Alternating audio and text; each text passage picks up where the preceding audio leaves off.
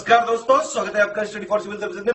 देखिए, study for civil services के साथ में तो ये वाला टेलीग्राम जरूर ज्वाइन करके रखिए। यूट्यूब चैनल में हमारे साथ है तो भी ये वाला टेलीग्राम ज्वाइन करना बहुत ज्यादा जरूरी है। सारे नोटिफिकेशन, सारे अपडेट, सारे मोस्ट इंपोर्टेंट पिक्स, सारा रिवीजन सब कुछ यहाँ पे बताया जाता है। टेस्ट को ध्यान से अटेम्प्ट करिए और बताइए कितना स्कोर आपने किया है, कितने सही किए हैं टोटल क्वेश्चन में से। सभी लोग अपना अपना स्कोर जरूर कमेंट करिए। देखिए, ये हमारा इंस्टाग्राम का अकाउंट, आप इसको जरूर पेज को फॉलो कर लीजिए। Study for civil dot services है ये, ठीक है, ध्यान रखिएगा ये। और इसमें देखिए, अगर आप यहाँ देखेंगे हाईलाइट्स में हम लोग यहाँ पे पूरा के पूरे पिक्स एक साथ दे देते हैं जो आप कभी भी देख सकते हैं। बाकी हमारे स्टोरी पे कई सारे हम यहाँ पे डेली डालते रहते हैं। स्टोरी के लिए इस पे क्लिक करेंगे तो डेली की डेली स्टोरी रहेगी। स्टोरी लेकिन जो होती है वो 24 घंटे के लिए होती है, लेकिन हम उसको इसलिए हाईलाइट में कर देते हैं ताकि आप लोग जो है इसमें अगर एक साथ सारी किसी पीडीएफ की पिक्स देखना चाहें तो आप यहाँ देख सकते हैं। नमस्कार, मैं ओम द्विवेदी स्वागत करता हूं आपका स्टडी फॉर सिविल सर्विसेज में, जिसमें आज हम पॉलिटी के कुछ प्री रिलेटेड क्वेश्चंस देखते हैं। और शुरू करने से पहले मैं आपको बता दूं कि स्टडी फॉर सिविल सर्विसेज के कई फ्री और पेड कोर्सेज यूट्यूब और टेलीग्राम पर मौजूद हैं, जिन्हें आप इस लिंक के थ्रू और इन दो नंबर्स पे कॉल करके ज्वाइन कर सकते हैं। और हमारा पहला क्वेश्चन है, निम्नलिखित में से कौन सा विषय संघीय सूची का है। ठीक है, 3 लिस्ट हैं जैसा कि आप जानते हैं। 7th शेड्यूल में मेंशन है क्या क्या, यूनियन लिस्ट, स्टेट लिस्ट और कंकरेंट लिस्ट। ठीक है, तो यहाँ पे आपको बताना है कि यूनियन लिस्ट का पार्ट कौन सी है। तो देखिए, जन स्वास्थ्य, शेयर बाजार और डाकघर बचत बैंक। ठीक है, तो देखिए जो स्वास्थ्य, जन स्वास्थ्य है, ठीक है, यानी कि इसको आप हेल्थ के हिसाब से लीजिए कि हेल्थ है जो वो स्टेट लिस्ट का पार्ट है। ठीक है, और शेयर बाजार और डाकघर बचत बैंक, ठीक है, ये दोनों हैं जो ये यूनियन लिस्ट में आएंगे। तो आंसर हो जाएगा इस क्वेश्चन का बी, 2 और 3। अगला देखिए, निम्नलिखित अनुसूचियों में से कौन सही सुमेलित लेते हैं। चौथी अनुसूची, छठी और नवीं, ये किससे संबंधित है। तो देखिए, दल बदल कानून यहाँ पे नवीं के सामने लिखा है तो ये होगा गलत, क्योंकि ये है आपका 10th schedule, anti defection law. ठीक है, उसके अलावा जो छठवीं अनुसूची है वो है आपकी जनजातीय क्षेत्र से संबंधित, यानी कि ट्राइबल एरिया से रिलेटेड, तो ये बिल्कुल सही है। और चौथी है जो वो है राज्यसभा में सीटों का आवंटन, allocation of the seats of Rajya Sabha. ठीक है, तो ये भी सही है। नवी अनुसूची आपको पता होना चाहिए कैसे संबंधित है, भूमि सुधार से संबंधित है। ठीक है, भूमि सुधार। ठीक, तो तीसरा यहाँ पर गलत है और पहला दूसरा सही हो जाएगा, तो आंसर ए हो जाएगा।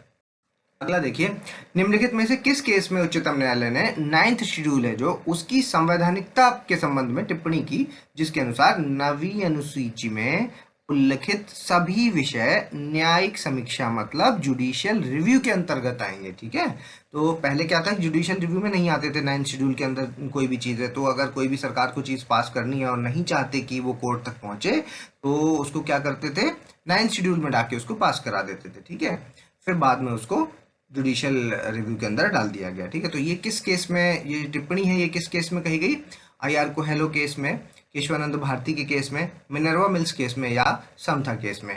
ठीक है, तो ये कही गई थी आपके IR Coelho case. Answer A हो जाएगा। और आपको एक बार कमेंट्स के माध्यम से बताना है कि ये तीनों केस हैं जो केशवानंद भारती, मिनर्वा मिल्स और समथा केस, ठीक है, ये तीनों किस चीज़ से रिलेटेड हैं। ठीक है, ये है जो वर्सेस स्टेट ऑफ यूपी है। ठीक है, एक बार सर्च कर लें इसको, आंसर हो जाएगा ए।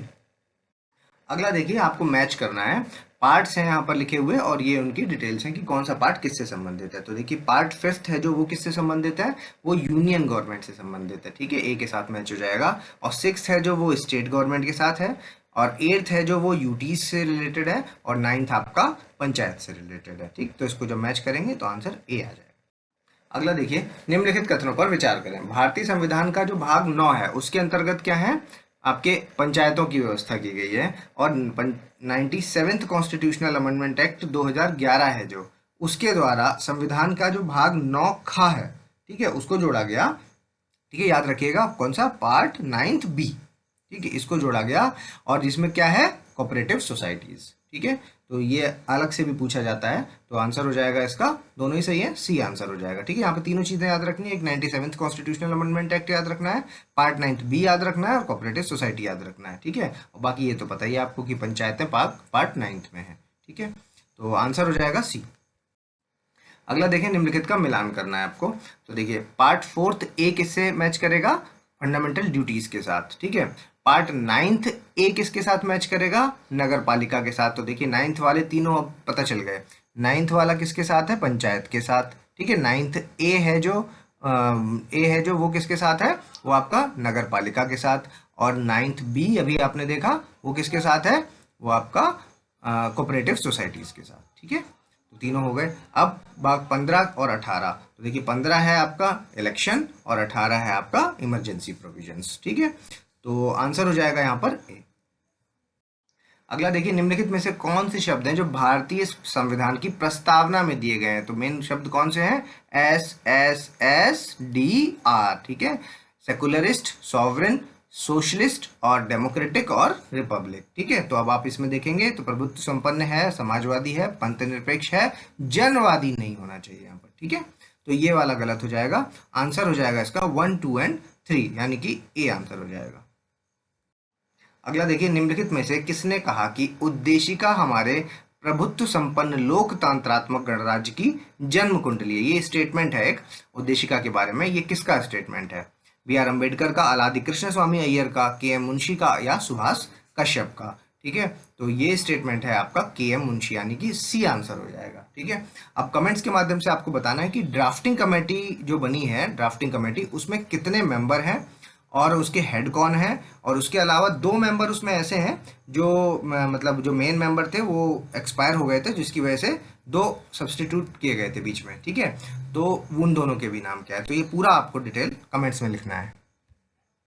अगला देखें, उद्देशिका से संबंधित कथनों पर विचार करें। उद्देशिका की प्रकृति कैसी है? न्याय योग्य, ठीक है। तो देखिए ये स्टेटमेंट गलत हो जाएगा। क्यों? क्योंकि जस्टिसिएबल नहीं है, नॉन जस्टिसिएबल है। क्यों है नॉन जस्टिसिएबल? क्योंकि उद्देशिका के संदर्भ में आप उद्देशिका के बेसिस पर आप कोर्ट नहीं जा सकते, ठीक है।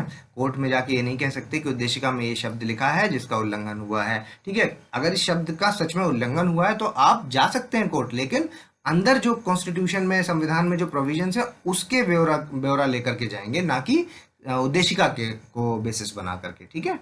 तो उसके बाद सेकंड देखते हैं, उद्देशिका का संशोधन किया जा सकता है? बिल्कुल किया जा सकता है, 42nd अमेंडमेंट में एक्ट में हुआ भी है, ठीक है।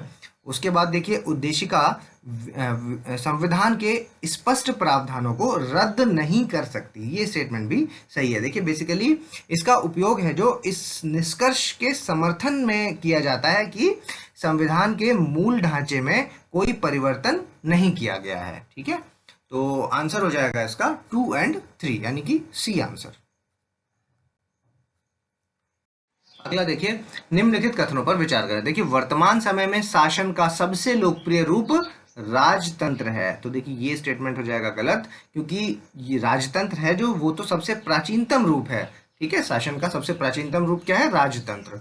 और वर्तमान समय में सबसे लोकप्रिय की अगर बात करें तो वो होगा आपका प्रजातंत्र, यानी डेमोक्रेसी, ठीक है। तो ये वाला गलत हो जाएगा। दूसरा देखते हैं, प्रजातंत्र वहां विद्यमान होता है जहां जनता को सॉवरेन, यानी कि संप्रभुता प्राप्त होती है, ठीक। तो ये स्टेटमेंट बिल्कुल सही है, आंसर हो जाएगा बी। अगला देखिए, भारतीय संविधान में एकात्मक शासन यानी कि यूनिटरी फीचर के प्रमुख लक्षण कौन से हैं? देखिए, राज्यपाल का पद, ऑल इंडिया सर्विसेज, एकल नागरिकता और आपातकालीन प्रबंधन, ठीक है। तो ये सभी हैं जो ये यूनिटरी फीचर के अंदर आएंगे। आंसर हो जाएगा इसका डी। कंपाइलेशन में जो आपको लिस्ट में दिया होगा, एक तरफ आपको यूनिटरी और एक तरफ फेडरल, दोनों का कंपैरिजन साथ में लिख करके दिया गया होगा, ठीक है। उनके सारे जो भी पॉइंट्स हैं उनको जरूर एक बार याद कर लें, क्योंकि ऐसे जब दिमाग लगाते हैं कि ये लॉजिक यहाँ पर फिट हो रहा है तो अक्सर वो गलत हो जाते हैं, ठीक है। तो ऐसा ना करें, एक बार पढ़ जरूर लें उसको। आंसर हो जाएगा इसका डी।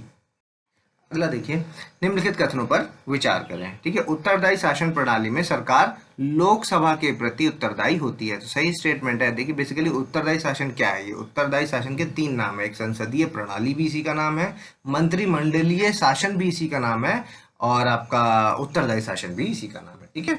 तो आंसर हो जाएगा, ये पहला वाला आपका सही हो जाएगा, ठीक है। दूसरा देखते हैं, लोकसभा सदस्यों का निर्वाचन है जो वो अप्रत्यक्ष रूप से किया जाता है उत्तरदायी शासन में। तो ये तो गलत हो गया, क्योंकि प्रत्यक्ष रूप से किया जाता है, ठीक है, प्रत्यक्ष रूप से। आंसर हो जाएगा इसका ए। अगला देखिए, निम्नलिखित कथनों पर विचार करें। देखिए, संसदात्मक शासन व्यवस्था में कार्यपालिका है जो एग्जीक्यूटिव्स हैं जो वो लेजिस्लेचर द्वारा नियंत्रित होते हैं, ठीक। तो ये सही स्टेटमेंट है। और इसमें जो राष्ट्रपति है उसमें वो आपके न्यायपालिका के प्रति जवाबदेह नहीं होते। तो ये स्टेटमेंट भी सही है, क्योंकि राष्ट्रपति हैं जो प्रेसिडेंट है वो जुडिशरी को अकाउंटेबल नहीं है, ठीक है। तो आंसर हो जाएगा आपका सी। कथन देखिए, भारत में जो क्रीमी लेयर है, ठीक है, ओबीसी जो आपको रिजर्वेशन सिस्टम मिलता है उसमें 2 पार्ट है, एक क्रीमी और एक नॉन क्रीमी, ठीक है। तो यहाँ क्रीमी लेयर की पूछ रहे हैं। क्रीमी लेयर को लोक नियोजन में आरक्षण प्रदान नहीं किया गया, ठीक है। उनको कोई भी फायदा नहीं मिलता, creamy just like general treat किए जाते हैं, ठीक है। अब उसका कारण क्या है? क्योंकि नागरिकों का वह वर्ग जो सामाजिक आर्थिक रूप से सुदृढ़ है, अपना कल्याण स्वयं कर सकता है, उसे किसी विशेष संरक्षण की आवश्यकता नहीं होती। ठीक है, तो ये इसका सही कारण भी है, तो आंसर इसका ए हो जाएगा। निम्नलिखित में से कौन भारतीय संविधान के दर्शन है? ठीक है, संविधान के कल्याणकारी राज्य, वेलफेयर गवर्नमेंट, ये तो मेन हो गया। उसके बाद समाजवादी राज्य भी इसका दर्शन है, और राजनीतिक समानता भी इसके अंतर्गत सही है। ठीक है, तो आंसर हो जाएगा डी। अगला देखिए, निम्नलिखित में से कौन गणराज्य अवधारणा मतलब रिपब्लिकन कॉन्सेप्ट कौन सा है इसमें से? तो इसमें रिपब्लिक का मतलब बेसिकली क्या होता है कि जो हेड ऑफ द स्टेट है ना, हेड ऑफ द स्टेट यानी कि भारत में अगर कहा जाए तो प्रेसिडेंट है जो, वो जनता के द्वारा चुना जाना चाहिए। ठीक है, तो डायरेक्टली वो जनता के द्वारा ही चुने जाते हैं। ठीक, तो ये गणराज्य की प्रॉपर डेफिनेशन है। तो देखिए, देश का मुखिया जनता के द्वारा चुना जाना चाहिए। ठीक, ये सही है। उसके बाद एक राज्य जिसमें जनता सर्वोच्च हो, तो ये भी सही बात है। ठीक है, जब हेड को ही चुन रही है तो जनता ही सर्वोच्च हो गई, और हमारे संविधान में तो लिखा भी स्टार्टिंग ही होती है people of we the people of India से, है ना, तो ये भी सही हो गया। अगला देखिए, सरकार जो जनता द्वारा निर्वाचित प्रतिनिधियों की हो। ठीक है, ये भी सही है ना, अपन जो पार्लियामेंट में जो लोग पहुंचते हैं वो भी पीपल ही उनको इलेक्ट करते हैं डायरेक्टली वोट दे करके। ठीक, तो ये तीनों ही यहाँ पर सही है, आंसर डी। निम्नलिखित कथनों पर विचार करें। समानता का अर्थ है कि रंग, नस्ल, जाति, लिंग के आधार पर किसी व्यक्ति के साथ भेदभाव नहीं किया जा सके। ठीक है, तो ये पॉइंट्स हैं जिनके आधार पर कोई भी डिस्क्रिमिनेशन नहीं किया जाना चाहिए, सही है। उसके बाद समाज में समानता का अर्थ है उसमें विशेष अधिकारों का अभाव होना चाहिए। ठीक, तो ये भी सही स्टेटमेंट है, क्योंकि समानता का मतलब ही हुआ कि दोनों को इक्वली ट्रीट किया जाएगा। ठीक है, ऐसा नहीं होगा कि अगर कोई मतलब स्ट्रॉन्ग पार्टी है तो उसको ज्यादा बेनिफिट्स मिल रहे हैं। ठीक है, तो ये इक्वलिटी का बेसिस है, आंसर हो जाएगा सी। अगला देखिए, निम्नलिखित कथनों पर विचार करें। संविधान सभा ने अपने चौथे अधिवेशन में 22 जुलाई 1947 को भारत का राष्ट्रीय ध्वज स्वीकार किया। तो ये स्टेटमेंट सही है। ठीक है, ये डेट आपको याद रखनी है, फैक्चुअल स्टेटमेंट है। राष्ट्रीय ध्वज के बीच में चक्कर में कितनी होती हैं? 24 तीलियां होती हैं। ठीक है, और उनकी जो चौड़ाई का अनुपात है वो कितना होता है? 3:2। ये गलत हो गया क्योंकि 2:3 होता है। आंसर हो जाएगा यहाँ पर ए। ठीक, अगला देखिए, निम्नलिखित कथनों पर विचार करें। संविधान सभा ने 26 जनवरी 1950 को जन गण मन को राष्ट्रगान के रूप में अपनाया। गलत हो जाएगा क्योंकि राष्ट्रगान अपनाया गया 24 जनवरी 1950 को। ठीक है, फैक्चुअल था, याद रखिएगा। अगला देखिए, राष्ट्रगान को गाने का समय कितना है? 52 सेकंड, सही है। और 27 जनवरी 1911, ठीक है, 27 जनवरी 1911 को कांग्रेस के कलकत्ता अधिवेशन में इसको पहली बार गाया गया। ठीक, तो ये स्टेटमेंट भी सही है। तो आंसर हो जाएगा इसका आपका 2 और 3, बी आंसर। अगला देखिए, निम्नलिखित कथनों पर विचार करें। भारत शासन के द्वारा राजकीय चिन्ह है जो उसको 26 जनवरी 1950 को अपनाया गया, सही स्टेटमेंट है। ठीक है, और अशोक के सिंह स्तंभ के शीर्ष की अनुकृति है ये भी सही है। और इसके नीचे देवनागरी लिपि में क्या लिखा हुआ है? सत्यमेव जयते, जो कि कहाँ से लिया गया था? मुंडकोपनिषद से। ठीक है, तो ये तीनों अपने आप में अलग सेपरेट क्वेश्चंस भी हैं। ठीक है, याद रखें इनको, आंसर हो जाएगा इसका डी। अगला देखिए, निम्नलिखित राज्यों को गठन के अनुसार कालानुक्रम में लगाएं। देखिए, हिमाचल प्रदेश, त्रिपुरा, अरुणाचल और गोवा। तो हिमाचल प्रदेश है जो वो बना आपका 1971 में, त्रिपुरा आपका जो बना वो बना 1972 में, और अरुणाचल प्रदेश जो बना वो बना आपका 20 फरवरी 1987 में। ठीक है, ये डेट इसलिए बताई जा रही है क्योंकि गोवा भी 1987 में बना था, लेकिन वो बना था 30 मई 1987 में। ठीक है, अब इतना डिटेल्स आपको याद रखने की जरूरत नहीं है, लेकिन इनकी क्रोनोलॉजी एक बार जरूर याद रखें। ठीक है, आंसर हो जाएगा यहाँ पर ए, 1, 2, 3 और 4। अगला देखिए, निम्नलिखित कथनों पर विचार करें।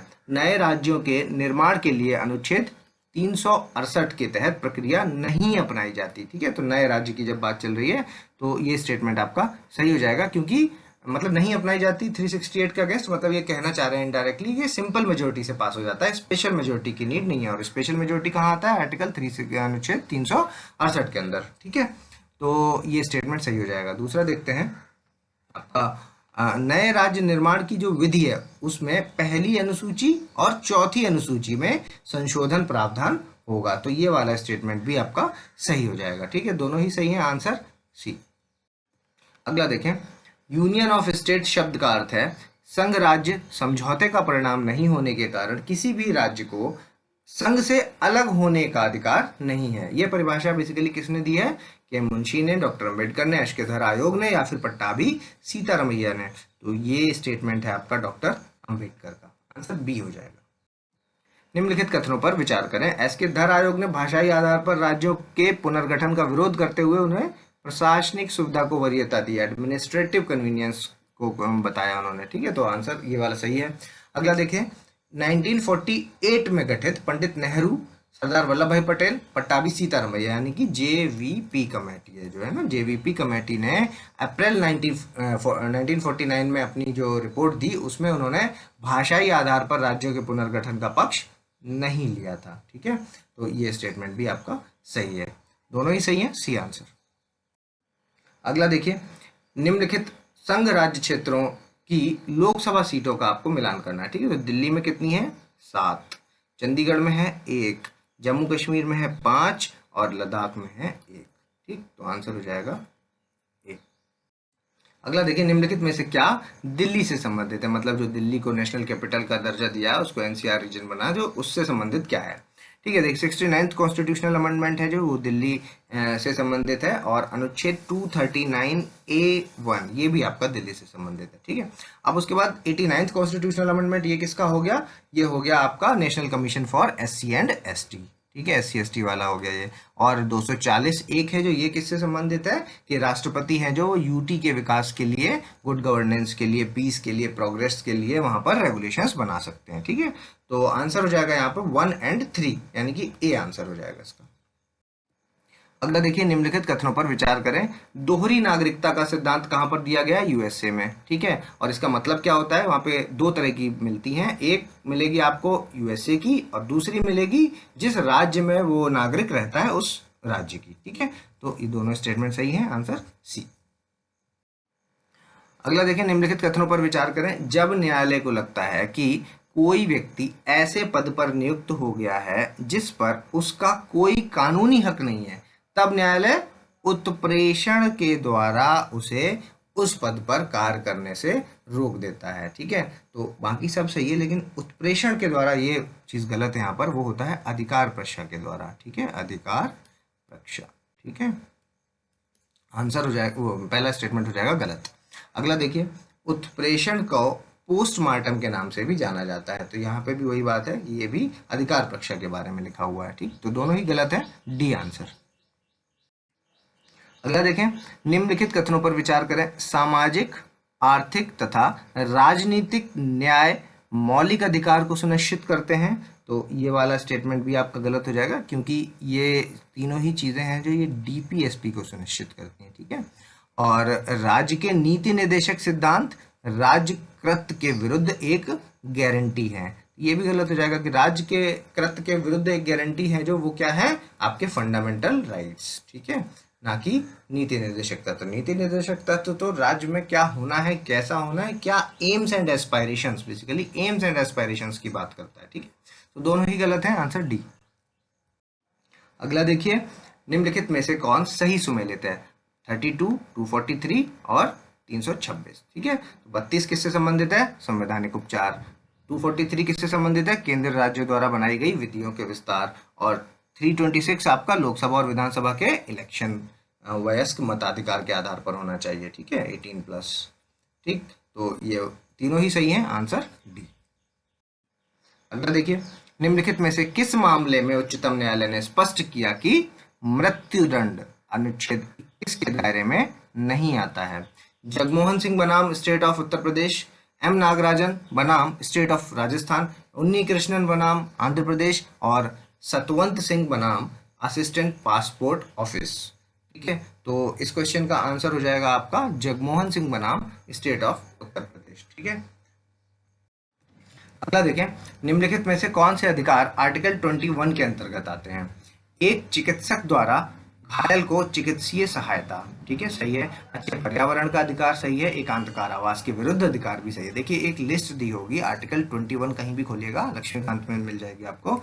ठीक है। तो वहां पर एक लिस्ट दी गई। मेनका गांधी केस में बेसिकली क्या है, एक्सटेंशन हुआ था, कई कई सारी राइट टू लाइफ के अंदर कई सारे अधिकार हैं जो राइट टू लाइफ में दिए हैं। ठीक है, और कोर्ट ने उसको अलग अलग टाइम पे इंटरप्रेट करके इंक्लूड किया है। ठीक है, तो जब ये आप लिस्ट पढ़ें तो साथ में आर्टिकल 19 में जो लिस्ट दी है 19 में, ठीक है, वो भी साथ में ही पढ़ें। ठीक है, क्योंकि इन दोनों में काफी कंफ्यूजन हो जाते हैं, तो जब साथ में पढ़ेंगे तो क्लियर हो जाएंगी। ठीक, आंसर हो जाएगा इस क्वेश्चन का डी।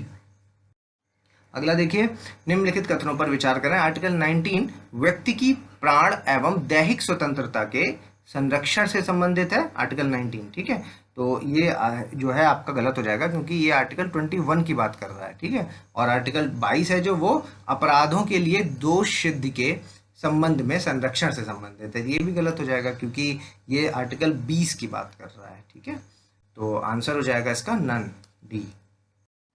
अगला देखें, निम्नलिखित में से कौन सही सुमेलित है। अल्पसंख्यकों की भाषा का संरक्षण, आर्टिकल 30, तो ये गलत है। 29 है। शिक्षा का अधिकार 21A है, ये भी गलत। और धार्मिक मामलों के प्रबंधन, मैनेजमेंट का जो है रिलीजियस अफेयर्स का, वो आपका 26 है, ना कि 25। ठीक है, तो ये भी गलत हो गया, तीनों ही गलत है। आंसर हो जाएगा डी। अगला देखिए, निम्नलिखित कथनों पर विचार करें। संपत्ति का अधिकार है जो वो 44th कॉन्स्टिट्यूशनल अमेंडमेंट एक्ट 1978 के द्वारा समाप्त कर दिया गया, सही स्टेटमेंट है। और उस वक्त किसकी गवर्नमेंट थी, मोरारजी देसाई, जनता पार्टी गवर्नमेंट। ठीक है, तो आंसर ये भी दोनों भी सही हैं, सी। अगला देखिए, निम्नलिखित में से किस मामले में उच्चतम न्यायालय ने यानी सुप्रीम कोर्ट ने 14 साल से जो छोटे बच्चे हैं उनमें उनको हजार्डस कंपनीज हैं जो उनमें जो काम करने का रिस्क है, ठीक है, उससे रिलेटेड चीजें वो प्रूफ की थी, वो किस में प्रूफ की थी ये पूछा गया है। तो देखिए, ए के गोपालन बनाम मद्रास राज्य, गोलकनाथ बनाम पंजाब राज्य, MC मेहता बनाम तमिलनाडु, मिनर्वा मिल्स बनाम भारत संघ। ठीक है, तो ये किया गया था MC मेहता बनाम तमिलनाडु राज्य 1996। आंसर सी हो जाएगा। अगला देखिए, निम्नलिखित कथनों पर विचार करें। देखिए, सेवा के अधिकार की अवधारणा है जो 1991 में USA में प्रारंभ हुई, तो ये गलत हो जाएगा, ब्रिटेन में हुई। ठीक है, ब्रिटेन। दूसरा देखिए, सेवा में अधिकार के तहत राज्य एक निश्चित अवधि के अंदर लोक सेवाएं देने की गारंटी देता है। ठीक है, तो ये स्टेटमेंट आपका सही है, आंसर बी हो जाएगा। अगला देखिए, निम्नलिखित में से कौन सही सुमेलित है। आर्टिकल 41, 43 और 39 का। ये 41 है जो वो राज्य कुछ दशकों में काम, शिक्षा तथा लोक सहायता पाने के अधिकार को प्राप्त करने में प्रभावी उपबंध करेगा। ठीक, तो ये सही है। आर्टिकल 43 में क्या है, राज्य कर्मचारियों को उचित मजदूरी व कुटीर उद्योग से संबंधित, ये भी सही है। और 39 का है आपका समान न्याय तथा निःशुल्क विधिक सहायता का प्रावधान। ठीक है, तीनों ही आर्टिकल सही मैच्ड है, आंसर डी हो जाएगा।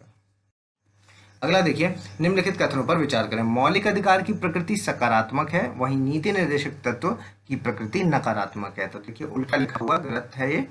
मौलिक अधिकार है जो वो आपके नेगेटिव प्रोविजंस हैं, और जो आपका नीति निर्देशक तत्व है वो पॉजिटिव है। क्यों पॉजिटिव और नेगेटिव बोला जाता है इनको? नेगेटिव इनको इसलिए बोलते हैं क्योंकि जो ये फंडामेंटल राइट्स हैं वो स्टेट के अगेंस्ट राइट्स दिए गए हैं। ठीक है, स्टेट अगर कुछ गलत कर रहा है तो उसके अगेंस्ट ये राइट्स हैं, तो ये नेगेटिव प्रोविजंस में काउंट होंगे। जबकि DPSPs में जो प्रोविजंस दिए गए हैं वो आपके स्टेट को किस तरह से परफॉर्म करना है, वो एम्स के बारे में बात करते हैं। ठीक है, तो वो पॉजिटिव है।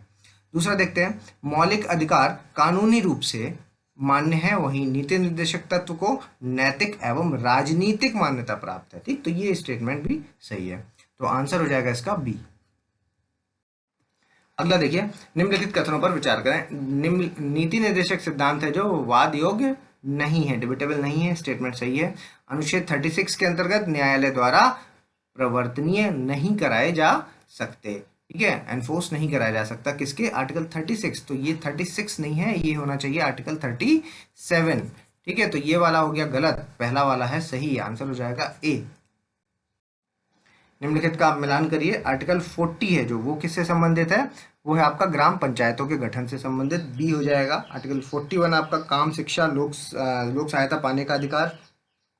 आर्टिकल 44 है जो वो नागरिकों के लिए समान नागरिक संहिता और मतलब यूनिफॉर्म सिविल कोड। और आपका आर्टिकल 51 है जो वो इंटरनेशनल रिलेशंस वाला है। ठीक है, international peace and security, answer हो जाएगा इसका आपका बी। अगला देखिए, आर्टिकल 51 से संबंधित कथनों पर विचार करें। इसके अंतर्गत अंतर्राष्ट्रीय विवादों के मध्यस्थता द्वारा निपटारे का प्रोत्साहन देने का प्रयास करेगा, सही है। और राष्ट्रों के बीच न्याय संगत तथा सम्मानपूर्ण संबंधों को बनाए रखना। ठीक है, ये स्टेटमेंट भी सही है, सी आंसर। अगला देखिए, राज्य के नीति निर्देशक तत्वों के अंतर्गत कौन से गांधीयन प्रिंसिपल्स हैं। ठीक है, गांधीयन प्रिंसिपल्स कौन से बताने हैं आपको।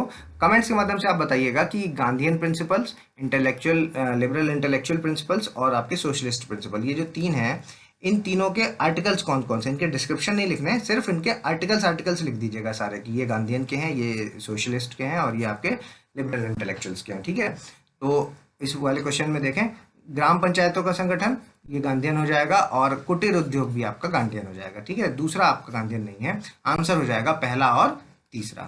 ठीक, अगला देखिए, निम्नलिखित कथनों पर विचार करें। देखिए, मूल कर्तव्य, फंडामेंटल ड्यूटीज हैं जो वो कब जोड़ी गई, 42nd अमेंडमेंट एक्ट में। ठीक है, यहाँ 44th लिखा है तो ये गलत हो गया।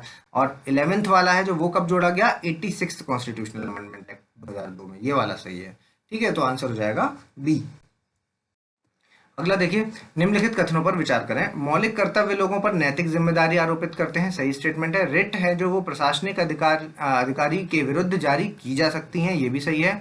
और मौलिक कर्तव्य हैं जो उनको परमादेश द्वारा प्रभावी नहीं बनाया जा सकता। ठीक है, मौलिक कर्तव्य हैं जो उनको एनफोर्स नहीं किया जा सकता, वो कर्तव्य हैं सबके अपने आप ही फॉलो करने हैं, सबको रेस्पॉन्सिबल सिटीजन की तरह उनको फॉलो किया जाना चाहिए। जबकि ऐसा नहीं है कि उनको मैंडेमस के द्वारा कि ऐसा क्यों नहीं किया गया, उन पर मैंडेमस का एग्जैक्टली मतलब होता है अपना काम करो, है ना, तो इस चीज को कहा नहीं जा सकता, तो ये वाला भी स्टेटमेंट भी सही हो जाएगा, आंसर हो जाएगा डी।